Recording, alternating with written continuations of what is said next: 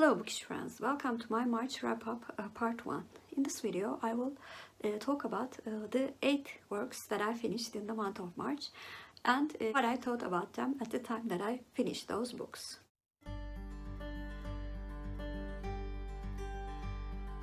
It is the 1st of March and I finished my first book of March, also the first book for middle grade March, for the prompt of 5 or more words in the title. The title of the book was Wait, What? Albert Einstein Was a Dope by Dan Gutman. This was a fun non-fiction work which gives small facts all about Albert Einstein. I liked this non-fiction book more than I expected. First of all, I learned many things about Albert Einstein that I did not know before by reading this book. Also, some of his complex works were simplified to make it understandable for children, of course. And I can say that I now understand many of the things that I couldn't understand before by reading this book also. The only thing that I sort of found meh was the humor in this book. But at least I did not find it annoying like most of the humorous middle grade books that I read. But I also have to say, especially the narrator who narrated the little girl in the book was very unsuccessful in delivering the punchlines. So it could be one of the reasons that I did not get on very well with the humor. In summary, I gave this very fun non-fiction book a 7 out of 10 and I plan to read the next books in this middle grade non-fiction series in the future.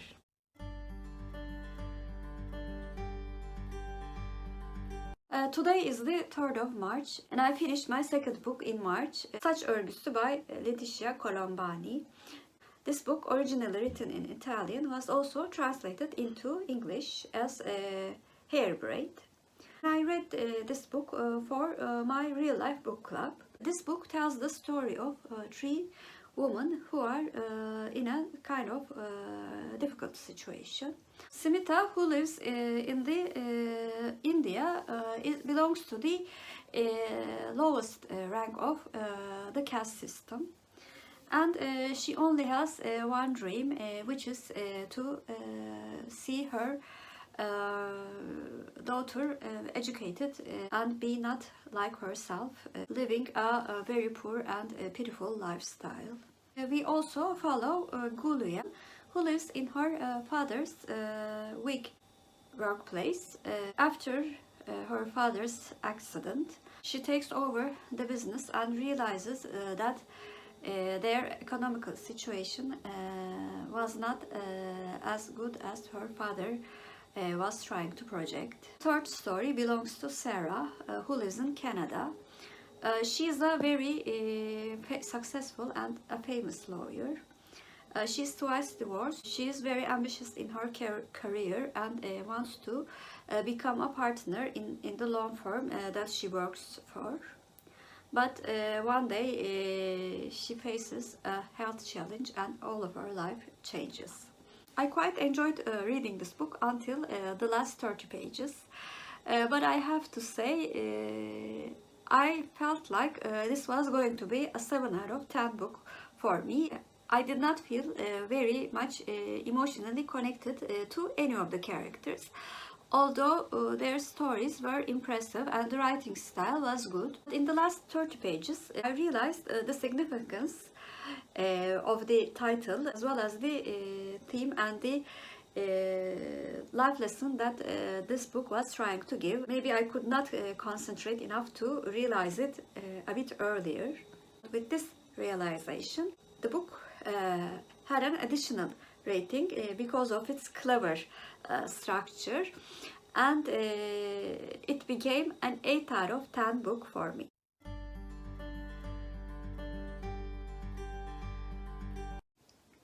Today is the 7th of March And I am actually going to talk about 3 books today. I finished one book very late last night, and I finished 2 books back to back when I was coming home from work today. The book that I finished yesterday was the first book that I finished for March Mystery Madness, and the second book that I finished for Middle Grade March. The Case of the Black Dog by Ellery Queen Jr. This book was the first book in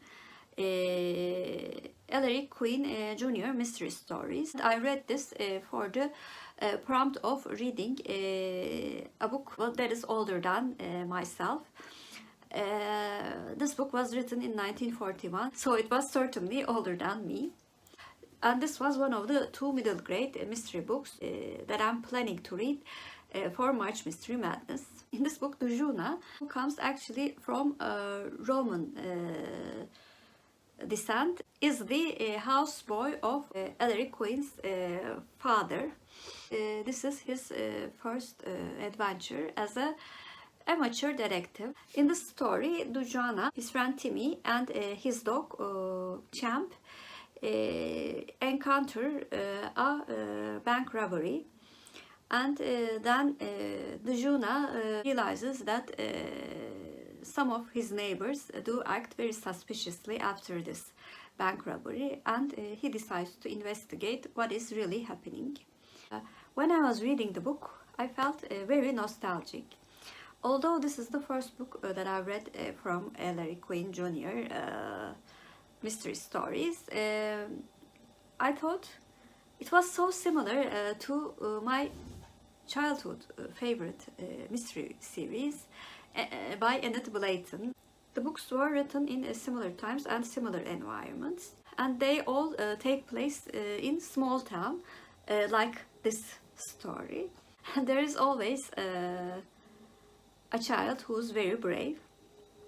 So it was impossible not to get that nostalgia feeling while reading this book. Although the book reflected the time period that it was written, I do not think that children would be allowed to go through such adventures today. As a dedicated mystery reader, the mystery was not very hard to solve. Characters felt a bit cliché at times, but I quite enjoyed reading the book, and I plan to continue with this series. So I gave The Black Dog Mystery by Ellery Queen Jr. a 7 out of 10. And as for the books that I finished today, first of all finished the book that I borrowed from my library, Doğu'nun Hayaleti by Pierre Loti. Pierre Loti is an author that has traveled to Turkey many times while he was doing his military duties. And the hill in Istanbul is named after this author. So he's very famous in Turkey actually. This book was originally written in French, but there is an English translation called The Ghost of the Orient. I did not know that this was the second book in a duology. In this book, Pierre Loti, our hero, goes back to Istanbul after 10 years in 1892 to find out what happened to his ex-lover.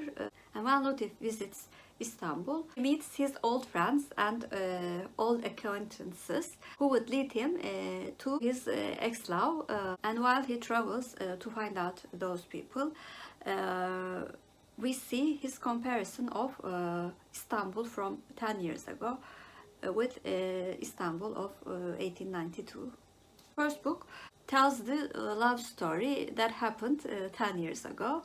So maybe because I didn't read that book first, I couldn't feel much about the love story. But the comparison of two Istanbuls 10 years apart was very interesting, and I really loved his description of the people, the streets, the buildings, everything. And he is known for writing his travels as well as his fiction works. I could certainly see that in descriptions of Istanbul. I might borrow the first book in this theology to understand this love story more. Overall, because I didn't feel much about the characters, I gave this book a 6 out of 10. Second book that I finished today was another middle grade book. A Bear Called Paddington by Micheal Bowen. I read this for the prompt of a book with an orphan main character. Paddington is an orphan and he is raised by his aunt in Peru.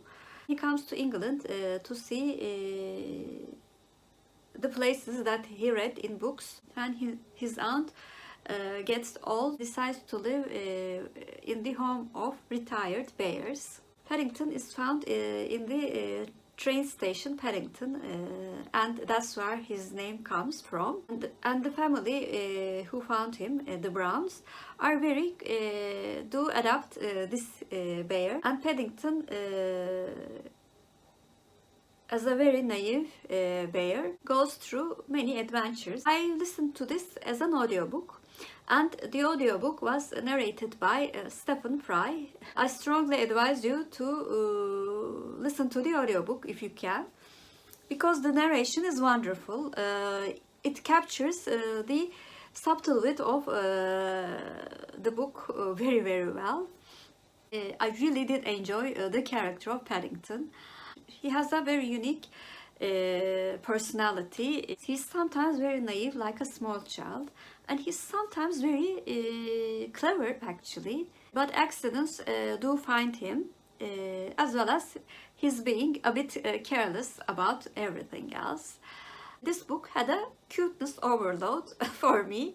I smiled a lot while I was listening to the book, and this book could be the cutest and the coziest book that I have read for a very long time. Loved the fact that Paddington's adventures do consist of daily activities.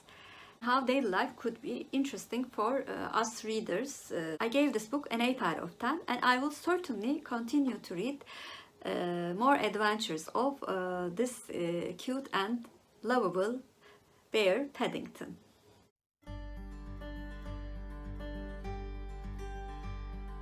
Today is the 11th of March, and I finished Death of Riley by Rhys Bowen, which is the second book in Molly Murphy Mysteries series.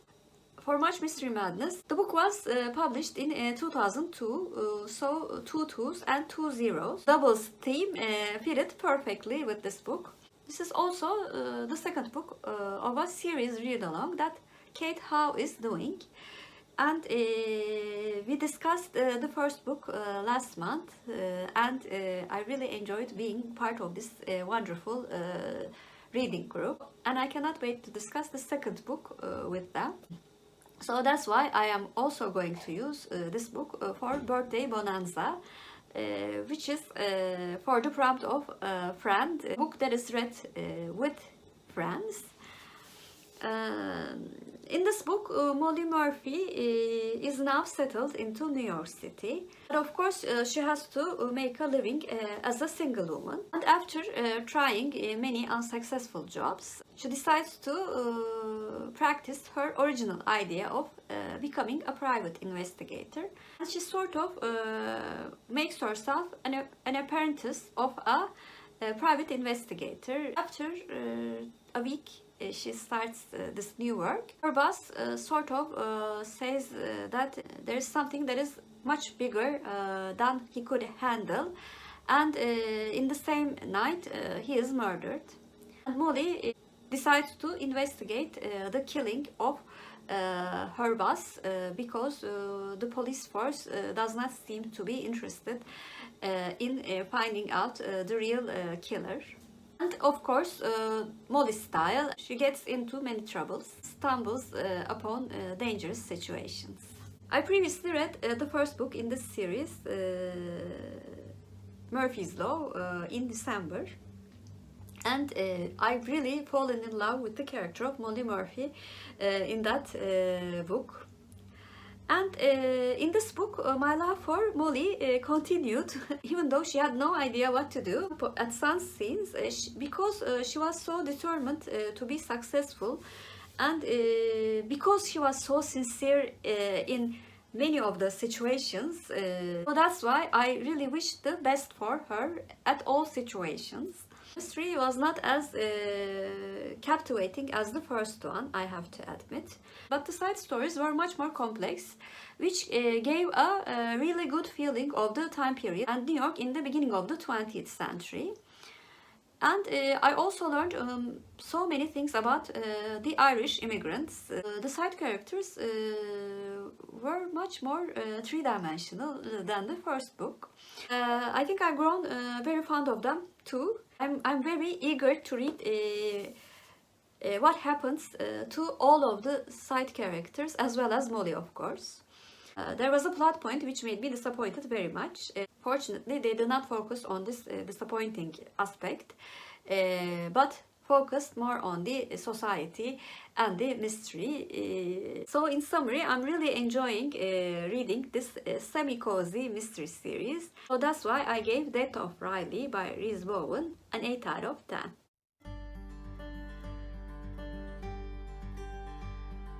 Today is the 13th of March, and I finished 2 books back to back again. First of all, I finished the audiobook that I was listening from the beginning of the month, Şeytan, Yıldızı, The Devil's Star by Joe Nesbo. We have been bud reading Harry Hole series by Joe Nesbo with Naomi at Naomi's bookshelf and Nikki-Red Dot Reads. And this book was the 5th book in the series. This book starts about, I think, 3 or 4 months after the last book ended. And Harry Hole is again affected by the events that happened at the end of the 4th book. And he's fallen back into drinking again, unfortunately. Meanwhile, murders and kidnappings happen in Oslo, which seems to be the work of a serial killer. And there are clear signs involving a pentagon-shaped star, which can be related back to people who worship the Satan. Harry works within a team to find out this killer while he is trying to recover from drinking. Otherwise, he will be kicked out from the police force. This book was, I think, with the exception of the first book, was the hardest book to get into. In the first, I think, 40% of the book, I really did struggle to make connections with the many names and the characters introduced in the book. And also, my main reason for not connecting was that it is becoming a sort of cliche, like Harry being drunk in the first half of the book, and then trying to recover and finding his own demons, as well as trying to find the killer. That seems to be the general plot of all of the books. On the other hand, in the second section of the book, finally the events and the investigation started to become much more interesting to me, with the addition of a serial killer. Also, the overarching story, which I cannot talk about because I would give spoilers, started to progress very fast, and in this book it actually came to a conclusion, which made me very, very happy. And that resolution scene of the overarching story was my favorite part of the book. And until that scene, I was thinking of giving this book a 7 out of 10. But that emotional resolution really affected me, and I decided to give The Devil's Star by Joe Nesbo an 8 out of 10. I feel much more excited to read the next book in the series with my friends, because I feel like something has changed in the series. I hope I'm not wrong. The second work that I finished was the stage play that I was reading for Books of Alfred Hitchcock project. For this project, I'm reading the books that I could find adapted into films by Alfred Hitchcock. in the chronological order of the movies. And The Farmer's Wife, which was produced in 1927, was adapted from a stage play called The Farmer's Wife, a comedy in 3 acts by Phillpotts. This play is like a cross-section of classical comedies and modern sitcom type comedies. It mainly involves a romance plot in which every character fancies someone, but that someone fancies another one. But all of the characters do find their spouse and happiness at the end of the play. I very much enjoyed reading the play. It took me about a day to read it. It was very easy to follow, although it was written in 1916. I really do like watching such plays in the theater because it makes me feel so good. The lesson that the play was trying to give at the end could be considered common for our times, but I'm sure it was considered a bit challenging for the values in those times. That was something that I found very interesting. I will do a special video in which I will compare 3 movies with their adaptations.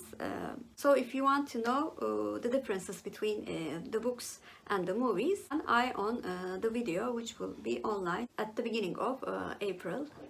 In summary, I really enjoyed reading this play, and I gave it a 7 out of 10.